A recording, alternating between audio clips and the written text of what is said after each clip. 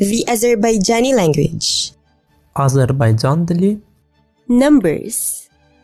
1, 2, 3, 4, 5, 6, 7, 8, 9, 10.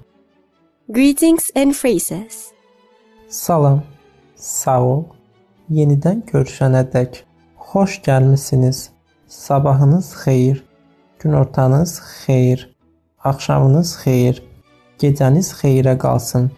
Sənin adın nədir? Mənim adım Dır. Necəsən? Mən yaxşıyam. Neçə yaşın var? Mənim 20 yaşım var. Sən haralsan? Mən Azərbaycanlıyam. İngilis dilində danışırsan? İngilis dilində danışa bilirəm. Hə, yox, təbrik edirəm. Üzr istəyirəm. Çox sağ ol. The Parable of the Prodigal Son. İsa bunu da danışdı. Bir adamın 2 oğlu var idi. Oğlanlardan kiçiyi atasına dedi: Ata, var dövlətindən payıma düşəni mənə ver. Atası da varını onların arasında bölüşdürdü. Bir neçə gün sonra kiçik oğul nəyi vardısa, yığıb uzaq bir diyara yollandı.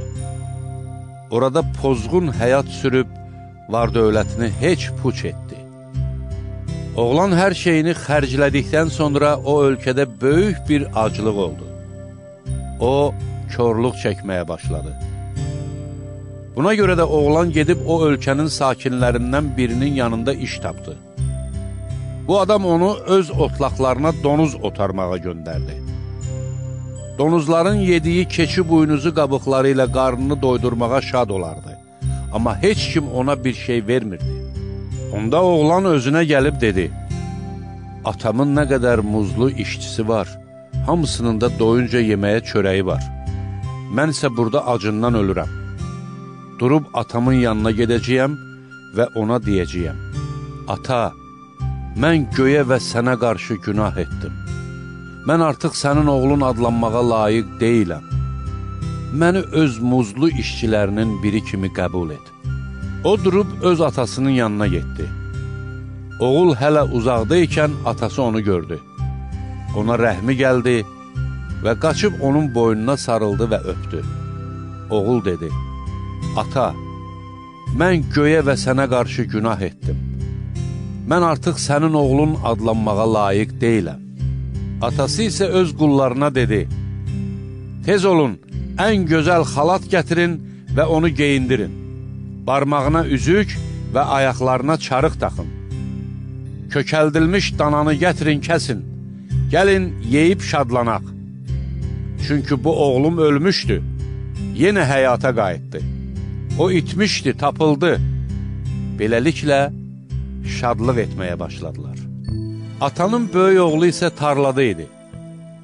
Qayıdaraq evə yaxınlaşanda çalğı və rəqs səsləri eşitdi. O nökərlərdən birini yanına çağırıb soruşdu: Bu nədir? Nökər ona dedi: Qardaşın qayıdıb, atan da onun sağ-salamat qayıtmasına görə kökəldilmiş dananı kəsib. Böyük oğul isə hirsləndi və içəri girmək istəmədi. Atası bayıra çıxıb ona yalvardı. Amma o atasına belə cavab verdi: Bax, neçə ildir ki, sənin üçün qul kimi işləyirəm. Heç zaman sənin əmrindən çıxmamışam. Amma mənə bir oğlağı belə heç vaxt qıymadın ki, dostlarımla şadlıq edim. Bu oğlun isə sənin bütün varını fahişə qadınlara sərf edib. Amma o qaydanda sən onun üçün kökəldilmiş dananı kəsdin. Atası isə ona dedi: Oğlum, axı sən həmişə mənimləsən və bütün varım sənindir.